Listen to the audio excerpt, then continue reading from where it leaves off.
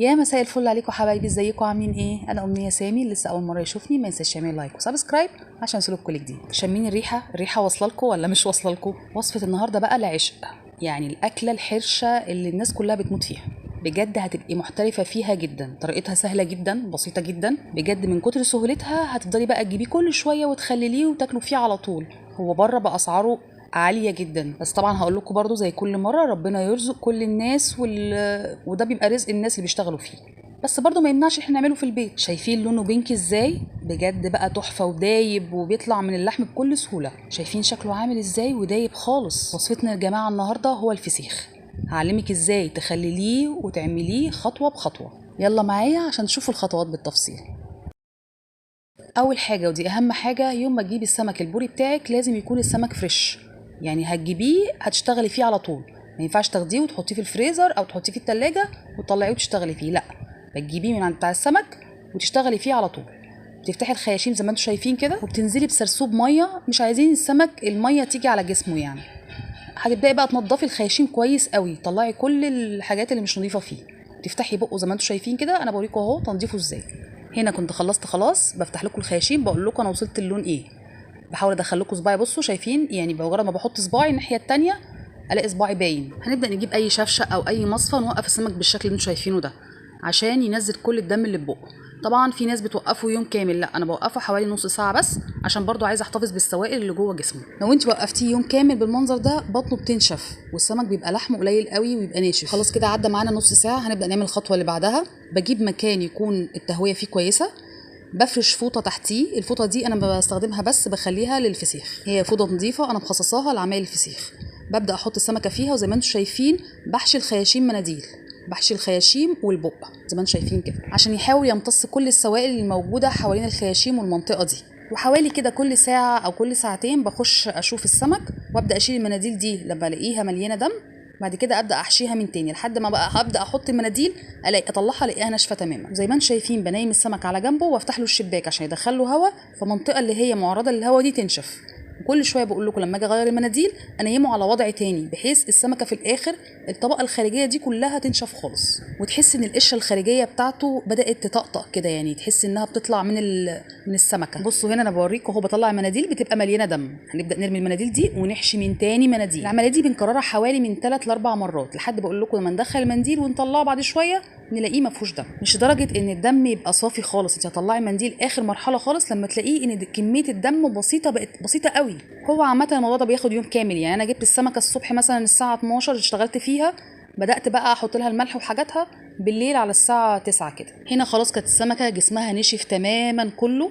انا اهم حاجه جسم السمكه يبقى ناشف ما يبقاش فيه ميه خالص. هنا بقى هنبدا نحط الشطه وهنحط الملح. انا بجيب الملح اللي هو البحري اللي هو بيبقى حبايته تخينه. الشطه هدفها في التخليل انها ماده حافظه بتمنع تكون اي دود اي حشرات. ما تلاقوش خالص الشطه اللي احنا بنحطها دي ما بتخليش السمكه حاره تماما، بالعكس هي بس تبقى ماده حافظه وبتنزل في ميه التخليل وما بتحسيش بطعمها في السمكه خالص. بدات هنا اصب بالملح، شايفين شكله عامل ازاي، بتبقى حبايته تخينه.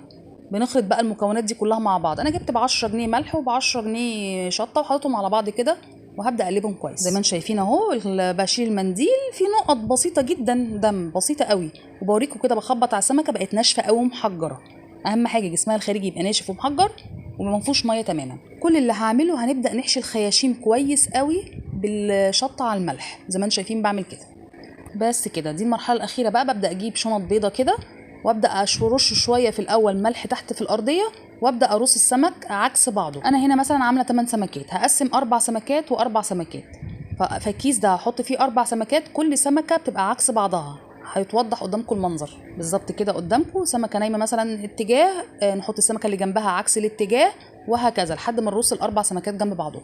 احنا رشينا شويه ملح على الارضيه وهرش برضو حبه بسيطه على السمك من فوق، حاجه بسيطه قوي عشان ما يطلعش مملح قوي.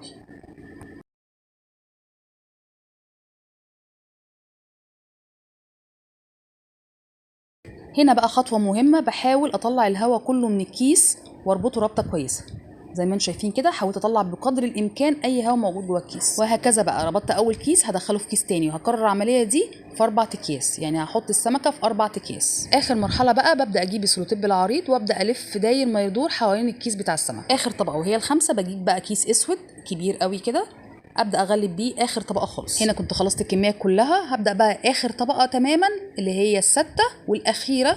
بجيب شنطه تقيله اقفل بيها بقى خلاص السمك كله. الهدف من ده كله ان احنا نخلي السمك يعني ما يدخلوش اي اضاءه، الريحه بتاعته ما تطلعش قوي منه علشان يتخلل كويس. هنا كنت بوريكم ان انا عملت من الفوق بشويه سولوتيب عشان اقفله خالص من فوق. هنا انا كنت بقول لكم 5، يعني انا بسيبه 5 ايام ما بحركوش خالص. وابدا اليوم السادس انيمه على جنبه، السابع على جنب التاني، الثامن وهكذا. كل يوم لازم احركه في وضع مختلف عشان ميه التخليل اللي نزلت منه يعني تخش في كل السمك. هنا كنت بشاور لكم ان انا احطه فوق خالص فوق رف الدولاب. وانتوا عاملين السمك في الشتاء بياخد 15 يوم تخليل بس، يعني انتوا 5 ايام مش هتحركوه، وال10 ايام الباقيين كل يوم لازم تحركوه على وضع شكل.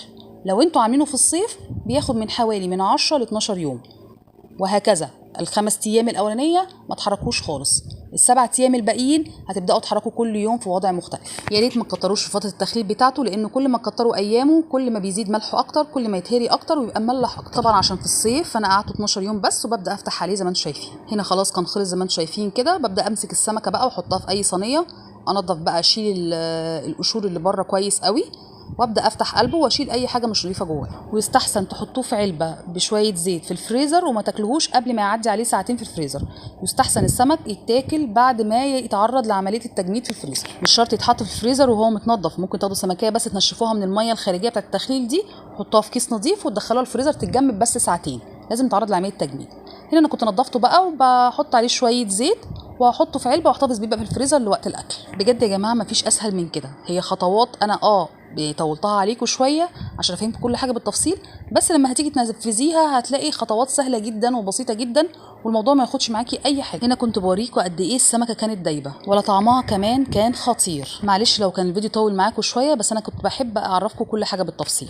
ويا رب الوصفه تكون عجبتكم، ويا ريت كلكم بقى تجيبوا دلوقتي السمك وتنفذوا الوصفه دي، بجد هتنبهروا. وبكده وصفه النهارده خلصت، ويا رب تكون عجبتكم. ولو عجبتكم ما تنسوش تعملوا لايك، ومستنيه استفساراتكم وكومنتاتكم لان ده بيشجعني اعمل لكم فيديوهات كتير. واللي بيتفرج عليا لحد دلوقتي ولسه ما اشتركش يعمل لي سبسكرايب عشان يوصلك كل جديد. واستنوني ان شاء الله المره الجايه في اكله جديده ووصفه جديده. سلام.